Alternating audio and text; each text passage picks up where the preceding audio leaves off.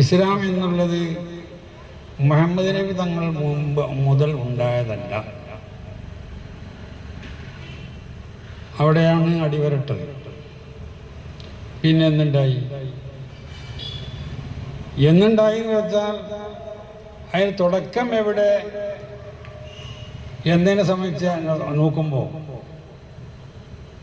ഒരു മുസ്ലിം എന്ന് പറഞ്ഞാൽ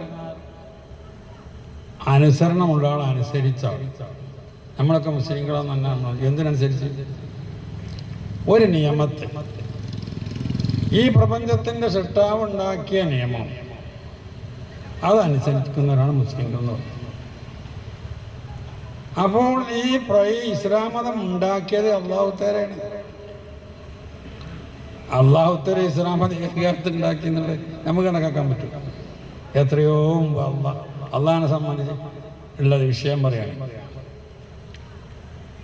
അള്ള ഉണ്ടോ എന്നുണ്ടെങ്കിൽ ചിലർ തർക്കിക്കുന്നുണ്ട്.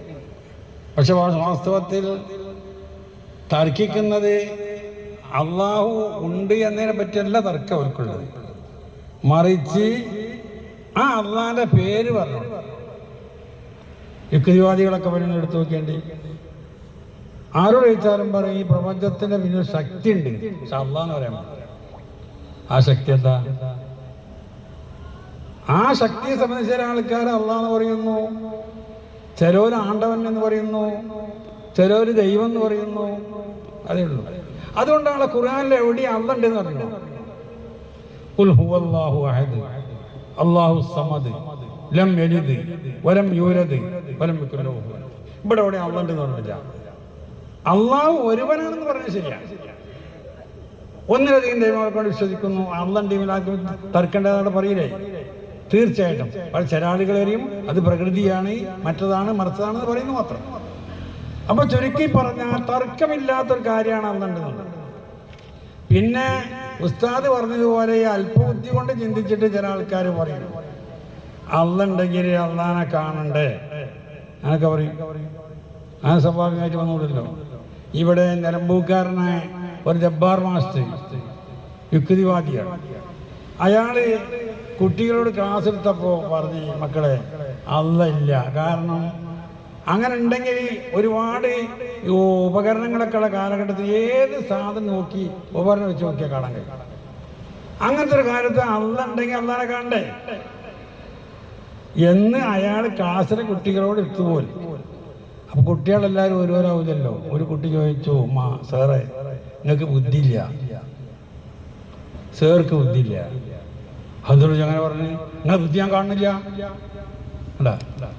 അതുപോലുള്ളതായ തുർനായങ്ങളൊക്കെ പറയാറ് അള്ള ഉണ്ട് എന്ന വിഷയത്തിന് എനിക്ക് തർക്കമില്ല. അത് തർക്കമുണ്ടെങ്കിൽ അടിവരയിട്ട അള്ള പറയും ഉണ്ടോ, അള്ള ഒരുവനാണ് മറ്റുള്ള അള്ള ഉണ്ട് എന്ന് പറഞ്ഞില്ല. അത് തർക്കമില്ലാത്തൊരു കേസാണ്. അപ്പൊ ഈ പ്രപഞ്ചത്തിന്റെ സിട്ടാവ് ഉണ്ടാക്കിയ ഒരു നിയമാവലി ഏത് കാലം മുതൽക്ക് ഉണ്ടാക്കി? നിയമാവലി. അതാണ് ഇസ്ലാം ദീനം. ആ നിയമാവലിയെ മനുഷ്യരായ നമ്മൾക്ക് മനസ്സിലാക്കി തരാൻ വേണ്ടി മനുഷ്യരിൽ നിന്ന് തിരഞ്ഞെടുക്കപ്പെട്ടതായ ചിലവരെ നിയോഗിച്ചു. അവർക്കാണ് അംബിയാ മുർസലീങ്ങൾ എന്ന് പറഞ്ഞത്. അതിന് ആദ്യത്തെ നബി ആദം നബി അലൈഹി സ്വലാത്തു വസ്സലാം, അവസാനത്തെ നബി മുഹമ്മദ് സല്ലല്ലാഹു അലൈഹി വസല്ലം തങ്ങളുമാണ്. എന്നിട്ട് അള്ളാഹു പറഞ്ഞു, അല്യൗമ അക്മൽതു ലക്കും ദീനക്കും വഅത്മംതു അലൈക്കും നിഅമതി വറളീതു ലക്കുമുൽ ഇസ്ലാമ ദീനാ. ദീനിന്റെ നിയമങ്ങളൊക്കെ മുഹമ്മദ് നബിയോട് കൂടെ പൂർത്തിയായി, സമാപിച്ചു. തുടക്കം കുറിച്ചു എന്നല്ല പറഞ്ഞു, സമാപിച്ചു. ആ സമാപിപ്പ് ഇനി ഒരു പുതിയ നിയമങ്ങളൊന്നും കൊണ്ടുവരാനില്ല. അതാണല്ലോ അതിൻ്റെ അർത്ഥം. പൂർത്തീകരിച്ചു കഴിഞ്ഞു, പുതിയ നിയമങ്ങളൊന്നും കൊണ്ടുവരാനില്ല എന്ന് പറയലോട് കൂടെ ആദം നബി അലൈഹി സ്വലാത്തു വസ്സലാം മുതൽക്ക് എന്നോടത്തൊക്കെ പലതും നിയമങ്ങൾ എങ്ങനെ കാലോചിതമായി വേണ്ട രൂപത്തിൽ കുറേശ്ശെ കൊടുത്തു വളർത്തിയതാണ്. അതുകൊണ്ടാണല്ലോ നബി സല്ലല്ലാഹു അലൈഹി വസല്ലം തങ്ങൾ പറഞ്ഞത്, അഫ്ളലു മാ ഖുൽതു വന്നബിയ്യുന ഖബലി ഖൗലു ലാ ഇലാഹ ഇല്ലല്ലാഹ്. ഞാൻ എൻ്റെ മുമ്പ് നബിമാര് പറഞ്ഞിട്ട് അഫ്ളലു ലാ ഇലാഹ ഇല്ലല്ലാഹ്. ആദം നബി പറഞ്ഞു ലാ ഇലാഹ തന്നെ, ഇബ്രാഹിം നബി പറഞ്ഞു ലാ ഇലാഹ തന്നെ, മൂസാ നബി പറഞ്ഞു ലാ ഇലാഹ തന്നെ, മുഹമ്മദ് നബി പറഞ്ഞു ലാ ഇലാഹ തന്നെ. അതിന് ഇസ്ലാം മതം എന്ന് പറയും. മനസ്സിലായോ? അപ്പം ഈ ഇസ്ലാം മതത്തിന്റെ രൂപങ്ങൾ പൂർത്തിയായത് മുഹമ്മദ് നബി സല്ലല്ലാഹു അലൈഹി വസല്ലം തങ്ങളോട് കൂടെയാണ്. 500 വീണ് പോവോ? അത് പൂർത്തിയാക്കുന്ന മുഹമ്മദ് നബിക്ക് അള്ളാഹു കൊടുത്തത് ഖുർആനാണ്. 500 വീണ് പോവോ? തൗറാത്ത് കൊടുത്തു മൂസാ നബിക്ക്, ഒറ്റടിക്കാണ് കൊടുത്തത്. കൂടുതൽ വിശദീകരിച്ച് കൊടുക്കേണ്ട ആവശ്യം ഇല്ല. ഇന്ത്യയിൽ ദബൂർ ഒക്കെ കൊടുത്താൽ ഒറ്റടിക്കാണ്, ഖുർആൻ ഒറ്റടി കൊടുത്തില്ല. 23 വർഷക്കാലങ്ങളെ കൊണ്ടാണ് ഖുർആന്റെ അവതരണം പൂർത്തിയായത്. അത്രമാത്രം വിശദീകരണം ആവശ്യമായി വന്നു. അതുകൊണ്ടാണ് ഉസ്താദ് പറഞ്ഞല്ലോ, അവരിലേക്ക് അവതരിക്കപ്പെട്ട ഖുർആൻ തങ്ങൾ വിവരിച്ച് കൊടുത്താലല്ലാതെ ഒരറബിക്കും അറിയില്ല. എന്നാ നിങ്ങൾ ആലോചിക്കണി, സൂറത്തിൽ വാർത്ത കഴിഞ്ഞിട്ട് രണ്ടാമത്തെ സൂറത്തിന്റെ പേരെന്താ പറയോ? രണ്ടാമത്തെ സൂറത്ത് അൽ ബഖറല്ലേ അല്ലേ? അതിന്റെ തുടക്കത്തിൽ കണ്ട് ഞങ്ങള് എന്താ എഴുതിയത്? അലമാൻ എഴുതി, അല്ലെങ്കിൽ ഊരിമ, ആദ്യം മൈറൂഹും ആദ്യം മജൂരി. പക്ഷെ അങ്ങനെ ഓതാൻ പറ്റുമോ? ഒരു അറബി ഭാഷ അറിയുന്ന ഒരാൾക്ക് അലമ എന്നോ ഉരിമ എന്നോ വായിക്കാൻ പറ്റുള്ളൂ. പക്ഷെ അങ്ങനെ വായിക്കാൻ പറ്റില്ല. നബി സല്ലല്ലാഹു അലൈഹി വസല്ലം തങ്ങൾ സഹാബത്തിന് പറഞ്ഞു കൊടുത്തത് അലമയും ഉരിമയും അല്ല, അലിഫ് ലാം മീം എന്നാകുന്നു. അതാണ് എത്ര വരെയും ആയാത്തി ഓതാൻ വരെ പഠിപ്പിച്ചു കൊടുക്കണം അറബികൾക്ക് പോലും. അറബി അറിയുന്ന അറബികൾക്ക് പോലും ഓതാൻ വരെ നബി എങ്ങനെ ഓതിച്ച് അങ്ങനെ ഓതാൻ പറ്റുള്ളൂ. അർത്ഥം വെക്കൽ നബി എങ്ങനെ അർത്ഥം വെച്ച് കൊടുത്തിട്ട് അങ്ങനെ നാസിമാനം ചെയ്യുന്നത്.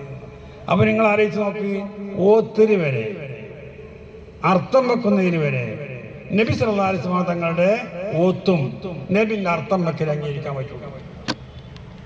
അതാണ് ഒരു സുന്ന എന്ന് പറയുന്നത്. 2 ഘടകമാണല്ലോ ഒരു സുന്നത്തി വൽ ജമാഅ. ആ ഒരു സുന്ന എന്ന് പറഞ്ഞാൽ നബി സല്ലല്ലാഹു അലൈഹി വസല്ലം തങ്ങളുടെ വാക്കും പ്രവൃത്തിയും മൗനാനുവാദം. അതില്ലാതെ ആരും തന്നെ നേരിട്ടാണ് അർത്ഥം നോക്കാൻ പോണ്ട. അർത്ഥം വെച്ചാൽ ശരിയാവില്ല. പിന്നെ പറഞ്ഞു സഹാബ, ഈ സഹാബത്ത് നബി സല്ലല്ലാഹു അലൈഹി വസല്ലം തങ്ങളുടെ ശിഷ്യന്മാരാണ്. ആ ശിഷ്യന്മാർക്ക് ഗുരുനാഥൻ പഠിപ്പിച്ചു കൊടുത്തത് എങ്ങനെയോ അത് ശിഷ്യന്മാർ പഠിച്ചു. അപ്പൊ സഹാബത്തിന്റെ വാക്കുകളും പ്രവൃത്തികളും മൗനാനുവാദം. ഇതാണ് അഹ്ലു സുന്നത്ത് വൽ ജമാഅത്ത് നല്ലത്. സമസ്ത ഉണ്ടാക്കിയതൊന്നുമല്ല. അപ്പൊ അന്നേ തന്നെ അഹ്ലു സുന്നത്ത് വൽ ജമാഅത്താണ്. അങ്ങനെ പോന്ന് ഇവിടെ ഒരു താറാറില്ല. ഉസ്താദ് പറഞ്ഞാൽ ഒരു താറാറില്ല, എല്ലാവരും നല്ല പോകുക. അങ്ങനെ പോയിക്കൊണ്ടിരിക്കുന്ന സമയത്ത് ഈ പറയുന്ന നിരക്കിലുള്ള അർത്ഥം വെക്കലും ഈ പറയുന്ന ആൾക്കുള്ള ഓത്തും ക്യാൻസൽ ചെയ്ത് സ്വയം ചില ആൾക്കാർ വലിയവരായി ചമഞ്ഞുകൊണ്ട് അർത്ഥം വെക്കുന്ന മറ്റൊക്കെ അവൻ്റെ വ്യക്തിപരമായിട്ടൊക്കെ വെച്ച് മുന്നോട്ട് പോകാൻ തുടങ്ങി. അപ്പൊ ഇത് ശരിയല്ല. ഇതിനും പലരും പറഞ്ഞു വന്നവരൊക്കെ എതിർത്തിട്ടുണ്ട്. പക്ഷെ പിന്നെ ഈ സന്ദർഭത്തിൽ നമ്മളിത് ശരിയല്ല എന്ന് പറയാൻ വേണ്ടിയിട്ട് എന്തിനാണ് സംഘടന എന്നാണ് പിന്നെ നമ്മൾ ചിന്തിക്കേണ്ട ഒരു കാര്യം. കാരണം എന്ന് വെച്ചാൽ നമ്മളൊക്കെ ഇന്ത്യയൊക്കെ ചെറുപ്പത്തിൽ തന്നെ പറയാം. എനിക്ക് 74 വയസ്സായി. എൻ്റെ ഒക്കെ ചെറുപ്പത്തിൽ തന്നെ ഒരു ഭാഗത്ത് ഒരു മൂല്യർ പാപ്പ ഉണ്ടായാൽ അയാൾ പറയുന്നത് എല്ലാവരും കേൾക്കും. മൂല്യർ പാപ്പ എന്നല്ല, വയസ്സം പാപ്പ എന്നല്ല. അയാൾ മൂല്യന്മാരുടെ കൂട്ടത്തിൽ വലിയൊരു മൂല്യര്. അയാൾ പറഞ്ഞാൽ മതി ഇന്നിപ്പോ വെച്ചോ ഏത് മാത്രം മൂല്യർ പറഞ്ഞാൽ സംഘടനയുടെ കാലമാണ്. സംഘടിച്ചുകൊണ്ട് പറഞ്ഞ വാക്കിനെ ഇന്ന് സ്ഥാനമുള്ളൂ. കാലോചിതമായി പ്രവർത്തിച്ച് മുന്നോട്ട് പോയില്ല. ശരി, കാലത്തെ തന്നെയാണ് സത്യം. കാലത്തന്നെ പാഠം പഠിച്ചുകൊണ്ടിട്ട് പ്രബോധനവും എല്ലാം. അപ്പൊ അതുകൊണ്ട് എന്ത് വേണം? കാലോചിതമായ നിലക്ക് എല്ലാവരും അവരവരുടെ ആശയങ്ങൾ പ്രചരിപ്പിക്കുന്നത് സംഘടിച്ചുകൊണ്ടാണ്. അതുകൊണ്ട് തന്നെ 1926 അഹ്ലു സുന്നത്ത് വൽ ജമാഅത്തിന്റെ ആശയക്കാരാകുന്ന പണ്ഡിതന്മാർ ബഹുമാനപ്പെട്ട വരക്കൽ മുല്ലക്കോ തങ്ങളുടെ നേതൃത്വത്തിലായി സമസ്ത കേരള മീത്തിൽ രൂപീകരിച്ചു. ഈ പറഞ്ഞ ആശയം നിലനിർത്താനുള്ള വേദിയായി. എന്നല്ലാതെ ഈ ആശയം ഉണ്ടാക്കിയതല്ല, ഇവരുണ്ടാക്കിയതല്ല, സമസ്തണ്ടാക്കിയതല്ല. അത് ആദ്യം നബി സല്ലല്ലാഹു അലൈഹി വസല്ലം തങ്ങൾ സഹാബത്തുണ്ടാക്കിയ ആശയം. ആ ആശയത്തെ പ്രചരിപ്പിക്കാനുള്ള വേദിയാണ് സമസ്ത. ഈ ഒരു വേദി സമസ്ത ഇവിടെ ഇല്ലായിരുന്നുവെങ്കിൽ എന്തായിരിക്കും നാട്ടിലെ അവസ്ഥ? നമ്മളെ പള്ളിക്കതിന് എന്തായിരിക്കും അവസ്ഥാനങ്ങൾ ഇവിടെ സമസ്ത ഇല്ലെങ്കിൽ? ഇപ്പൊ നോക്കൂ, നിങ്ങൾ പല പള്ളികളിലും ചില ആളുകൾ വന്നാണ് നിസ്കാരം കഴിഞ്ഞാൽ അവിടെ നിന്ന് നീക്കാൻ തട്ടി പോരാണ്ട് പോകും. മറ്റോ അങ്ങോട്ട് പോകും. മറ്റോ ഇവൻ്റെ ജാതി വല്ലാത്തൊരു കോളാണ്. ഞാൻ സൗദി അറേബ്യയിൽ നിന്ന് വരികയാണ്. അവിടുന്ന് വരാം. അവിടെ അങ്ങനെ ഓനോട് ആരെ പറഞ്ഞു അവിടുത്തെ പള്ളിയിൽ കൂടെ ഞാൻ എവിടെയും പറയും. അപ്പോൾ വാസ്തവത്തിൽ ഈ നിലക്ക് ഒരു പുരോഗമനം കണ്ടെത്താൻ. എന്നിട്ട് നിസ്കാരം കഴിഞ്ഞിട്ട് അങ്ങോട്ട് നീച്ചു പോണ് കുറച്ച് ആൾക്കാർ അങ്ങനത്തെ പള്ളി ഉണ്ടാക്കി നിസ്കാരം ചേരാൻ വേണ്ടി എന്നാ പരിശുദ്ധ ഖുർആൻ എന്താ പറഞ്ഞത്? ഫൈദാ ഫറഗത ഫൻസബ് വഇലാ റബ്ബിക ഫർഗബ്. നിസ്കാരത്തിൽ വിരമിച്ചാൽ ദ്വാർക്കണം എന്നാ മഹാനായ ഇബ്നു അബ്ബാസ് റളിയല്ലാഹു തആല ഇതിന്റെ തഫ്സീർ പറഞ്ഞത്. നിസ്കരിച്ചാൽ ദ്വാർക്കണം എന്നാണ് ഇബ്നു അബ്ബാസിന് റസൂൽ പഠിപ്പിച്ചതാണ്. നിസ്കരിച്ചാൽ ദ്വാർക്കണം എന്നതിന്റെ അർത്ഥം. അങ്ങനെ വരുമ്പോൾ നിസ്കരിച്ചാൽ ഇമാം എങ്ങനെ ഓർക്കണം? ഒരാള് ഇമാമായി മന്നമ്മ കൗമൻ ഒരാൾ ഇമാമായിരുന്നതിന് ശേഷമായി പഠിച്ചവനെയും ഓർച്ചറിന് പഠിച്ചവനെയും കുക്കലിന് ഇമാം പറയാൻ പറ്റില്ല. ഇവനെല്ലാരും വരെ മുന്നിലാക്കി വെച്ചതല്ലേ. ഇവൻ അപ്പം നീച്ചു പോയിട്ടൊന്നുമില്ല. ഓലൊക്കെ പോയതിനു ശേഷം പോയാൽ മതി ഇവനക്ക്. അപ്പോൾ ഇവർ ആ സ്ഥാനത്തായിരിക്കണത്. അപ്പൊ മന്നമ്മ കൗമൻ ഒരാൾ ഇമാമായി നിസ്കരിച്ചു, അവന് സ്വന്തം എനിക്ക് വേണ്ടി എന്ന് പ്രാർത്ഥിച്ചാൽ അവന്റെ കൂടെ അതുവരെ നിന്ന ആൾക്കാരൊക്കെ അവൻ വഞ്ചിച്ചവനായി എന്നാവും. മനസ്സിലായോ? അതൊക്കെ താറുമാറാക്കി അവൻ അങ്ങോട്ടും ചെയ്യും മറ്റങ്ങോട്ടും. ഈ ഒരു അവസ്ഥയിലെല്ലാം നിരക്ക് വരും. പക്ഷെ ഇതൊക്കെ അവിടെ ഫൈദാ ഫറഗത ഫൻസബ് ഇബ്നു അബ്ബാസിന്റെ തഫ്സീർ ലോകത്തിലെ മുസ്ലിമീങ്ങളുടെ ഇടയിൽ സമസ്ത കേരളീയത്തിന് പ്രബോധനം ചെയ്തുകൊണ്ടാണ് ഇന്ന് നമ്മുടെ പള്ളികളിലെല്ലാം പഴയ കാലം മുതൽ നടന്നു വരുന്നത്. നമ്മൾ മനസ്സിലാക്കേണ്ട സംഗതിയാണ്. അതെന്താ പറഞ്ഞില്ല? അപ്പൊ നമ്മൾ ഈ ആശയം ഇന്നലുണ്ടായ ആശയം ഞാനുണ്ടായ ആശയം സമസ്തക്കാരുണ്ടാക്കി. അത് പിന്നെ ഈ ആശയത്തിനെ നിർത്താൻ വേണ്ടിയിട്ട് ഒരു സംഘടന, അതാണ് സമസ്ത കേരള നേതൃത്വം. അതാണ് അതിൻ്റെ 100ാം വാർഷികം. നൂറ്റാണ്ടുകളിലൂടെ സമസ്തനെ പരിചയപ്പെടാന്ന് പറഞ്ഞാൽ ഒരു വള്ളിക്കും പുള്ളിക്കും വ്യത്യാസപ്പെടാതെ ഇവിടെ ആര് വന്ന് പ്രസംഗിച്ചാലും ശരി, നമ്മളെ നാട്ടിൻ്റെ അകത്തുള്ള നിസ്കാരത്തെ ദ്വായമ മാറ്റിയെടുക്കോ? മാറ്റിയെടുക്കാൻ വേണ്ടി വരികയാണെങ്കിൽ അവിടെ സമസ്ത കേരളീയത്തിൻ്റെ പ്രതിനിധികൾ വന്നിട്ട് അവിടെ ഉദ്ബോധനം നടത്തും. കഴിവിൻ്റെ പരമാവധി ഉദ്ബോധനം നടത്തും. അത് സമസ്തയാണ്. മറ്റ് ഏതെങ്കിലും ആയിക്കോട്ടെ കണ്ടു പോകും. അതുകൊണ്ട് ബഹുമാനപ്പെട്ട സഹോദരന്മാരെ, ഈ പറയുന്ന ഒരു 100ാം വർഷം 100ാമത്തെ വർഷമാണ് 1926 മുതൽക്ക് കൂട്ടുമ്പോൾ സമസ്തക്ക് ആയിട്ടുള്ളത് രൂപീകരിച്ചിട്ട് അതിന് 100ാം വാർഷികം നടത്തുമ്പോൾ അത് വിജയിപ്പിച്ചെടുക്കൽ ഒരു യഥാർത്ഥ ഈമാനുള്ള ആളുകൾക്ക് ഏവർക്കും ആവശ്യമായ സംഗതി. അവൻ്റെ ഈമാൻ നിലനിർത്താൻ വേണ്ടിയിട്ട് നമ്മളിങ്ങനെ കാറ്റത്തിട്ട ഇല പോടാൻ പറ്റില്ലല്ലോ. ഈമാൻ നിലനിർത്താൻ വേണ്ടി ചെയ്യേണ്ട ഒരു കാര്യമാണ്. അതുകൊണ്ട് എന്ത് വേണം? നമ്മുടെ കാലോചിതമായ നിലക്ക് നമ്മുടെ പ്രവർത്തന മേഖലകളൊക്കെ പുരോഗമിപ്പിക്കണം. അപ്പം കണ്ടില്ലേ സമസ്ത തന്നെ സമസ്ഥാനം കണ്ടാക്കി വിളയാൻ കുത്തിരില്ല. അതിലേക്ക് ഒരു സുന്നിവദം കണ്ട് SKSF ഉണ്ട്. ഇങ്ങനെ പല ശാഖകളായിട്ട് എല്ലാ പാർട്ടിക്കും അത് ലോകം അങ്ങനല്ലേ. അപ്പം അങ്ങനെ വേണ്ട കാരണങ്ങൾ നബി സല്ലല്ലാഹു അലൈഹി വസല്ലം തങ്ങൾ വരുമ്പോൾ ആൾക്കാരെ കയ്യിൽ ശ്രദ്ധിച്ചത് സാഹിത്യത്തിലാണ്. അപ്പോൾ ആ സാഹിത്യത്തിനെ പരാജയപ്പെടുത്തുന്നതാണ് ഖുർആൻ. ഖുർആന്റെ ഒരു ആയത്തിനോട് തുല്യമായി കൊണ്ടുവരാനും നബിയുടെ കാലത്തുള്ള സാഹിത്യകാരന്മാർക്ക് സാധിച്ചില്ല.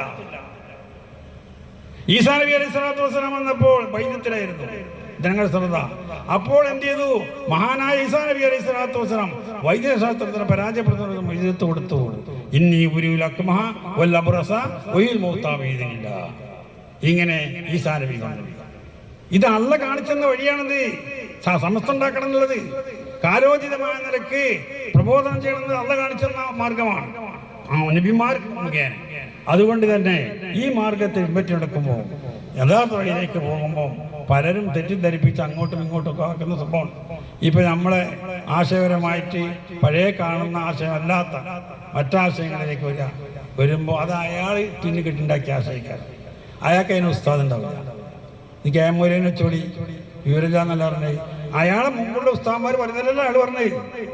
അയാൾക്കൊരു ഉസ്താദില്ല. അയാൾ സ്വന്തം കേട്ടിട്ടാണ്ട് പറയുമ്പോൾ അതിന് വേണ്ടി പോവുക. ഒരിക്കലും ശരിയല്ല.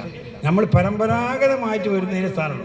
ഇപ്പം നിങ്ങൾ ആലോചിച്ച് നോക്കി, മദ്രസ പഠിപ്പിക്കുന്ന ഒരു കുട്ടിക്ക് അവിടെ ഉസ്താദ് വന്നിട്ട് പറഞ്ഞ് ബോർഡുമല് ഒരു വരാണ്ട് വരച്ചാണ്ട് പറഞ്ഞു, എന്താടാ അറിയോ അലിഫ്?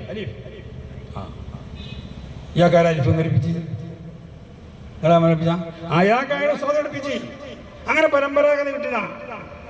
ഒരു കുട്ടി ചോദിക്കുകയാണെങ്കിൽ അത് അരിഫല്ല ഉസ്താദെ, എൻ്റെ വല്യപ്പാന്റെ പൊടിയാന്ന് പറഞ്ഞാലോ അത് പറ്റൂല.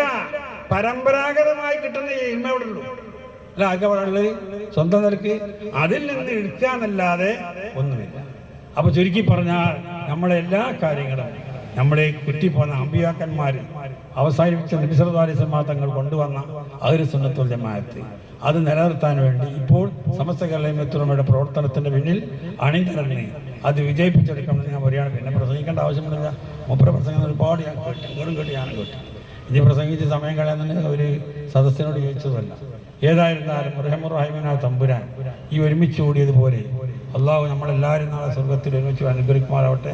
സമസ്തയുടെ നേതാക്കന്മാർക്കും എല്ലാം തന്നെ ദീനിനെ പ്രവർത്തിക്കാനുള്ള തൗഫീക്കും കൈവന്ന് നൽകട്ടെ. അതിന് പിന്തുണ നൽകാനുള്ള തൗഫീക്ക് നമുക്ക്